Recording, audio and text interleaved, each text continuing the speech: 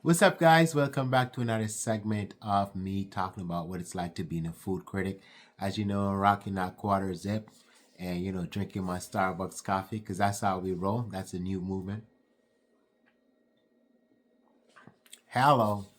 So, one thing about being a food critic is that you go to establishment and you're going to experience everything there is to experience about that particular place, right? So, whether if you're getting five-star meal, mm-mm-mm. or simply dessert, you're talking about what it's like to experience all that service, right? Now, there's one thing that a lot of people don't like is to tip. Tip was originated because you're paying for service in advance. One thing that a lot of people don't like when you're talking about going out is that sometimes a lot of these establishments will include the 15, 18, sometimes 19% tip on your bill. And this have nothing to do with the service. That's just them putting in the tip. And so a lot of people are like, so what happened if the service does not match the amount of tip that they're already added onto your bill? A lot of people are not happy about that. So a lot of people are really upset, especially if the service is just terrible. Okay. Now, as a rule of thumb, you want to basically tip your server. But at the same time, too, what if you get really bad service? Now, are you still required to tip? Some people walk out without even paying because the service is that bad. Have I ever walked out of a restaurant before? Yes, I have. When the server totally forgot about me, and then when we remind her about my meal, then it showed up cold. At that point, I walked out. I gave him a really bad review. The owner reached out to me. I explained to him what happened, and he goes, "How can I make this right?" Again, I'm not looking for special treatment because you, as a business owner, you have um, a duty to basically treat all your customer with fairness because you're spending money. So therefore, you're expecting exceptional service. So therefore, you show up unannounced and you're expecting that everyone is going to be treated the same. This is why I don't like to collaborate, because what you do is when you collaborate, you're getting special treatment, and you don't want special treatment. You're basically rating your review based on how everybody else is being treated. And so you're going to tell them in the comment section what is so special about that restaurant, because you're attracting other people who have never tried this restaurant before about, wow, this is what's great about this restaurant. So a lot of times when we talk about a specific restaurant, we're going to not just say, oh, it's wonderful, it's great. We're going to go into more detail about why you want to come to this restaurant, because as soon as anyone click on your website, the next place they go to is in the review. What are people saying about your restaurant? So you can spend a ton of money in marketing. At the end of the day, it all comes down to what are your customers saying about your establishment. Do they like the service? Do they like the food?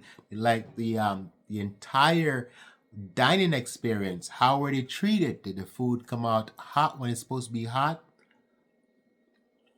Did it come out cold when it's supposed to be cold? If you're super busy, this is a lot of things too, a lot of people don't understand. If your restaurant is busy, we are already anticipating that your food is going to come out late. So don't worry about the wait time, because guess what happened?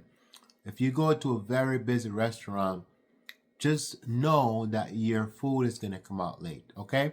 Or it's going to take a little bit more time for them to get your food out, because everybody else is also expecting for their food to be out in a timely manner. So you can't go in the review section and then basically saying, oh, my food was late. No, the place is busy. It's the reason why it's busy, because it's popping. Everybody want to be there. The second and last thing is, if you show up at a restaurant that is super busy, be considerate, because there's other people outside that are waiting to come in. So if you finish your meal, don't just sit there, because a restaurant depend on flipping their table. So the more table they can flip, the more money they can make. But if you sit there after you finish your meal and just want to conversate, Where other people are waiting to come in, that's a big no-no. So be considerate, move over to the bar, have a drink or something like that. But if you're done dining, it's customary that you move along so other people can come in.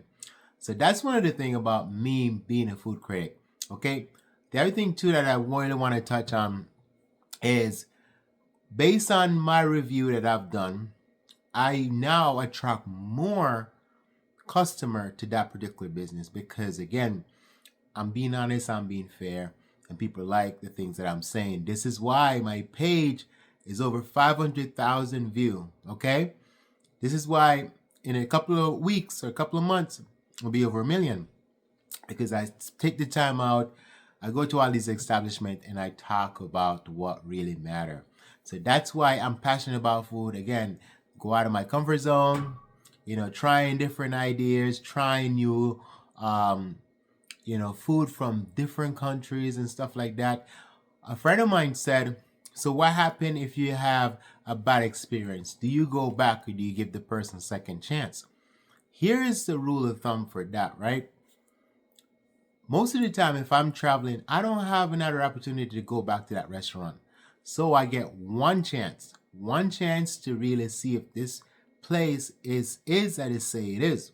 So I'm not going to travel again, spend thousands of dollars or whatever the money is to go back to that establishment. So if I show up and they guarantee service, 5-star service, that's what I am expecting. So if I show up and I get a 2-star service, that's what I'm going to talk about what my experience is like. My friends they deserve a second chance. Everyone deserves a second chance. However, I might not have the opportunity to go back to that establishment to give them a second chance because I'm traveling. So therefore, there might not be an opportunity for me to go back to that establishment. That's why you have to be consistent with your service. Whatever you're doing, consistent, because that's what's going to keep your loyal customer, and that's what's going to attract the new customer or the new clientele that's going to come in because they said, wow, these guys live up to their reputation. So this is why when you look on some of these businesses that I have actually reviewed, they have 40,000 view, 50,000 view, 100,000 view on some of these restaurants that I have done a review for. This is why I'm close to 1 million view on my page. So guys, if other people want to go out there and write a review for some of these restaurants, go ahead. You help them out big time. And again, don't do it because you don't like this establishment. Do it based on your dining experience because that's what it's for. You're helping them out, but at the same time too, you're also being honest about what you're saying. All right, guys, come back for another segment that I'm going to talk about not just restaurant, but other business that I've actually done a review on. All right, guys, see you on the next episode. Bye now.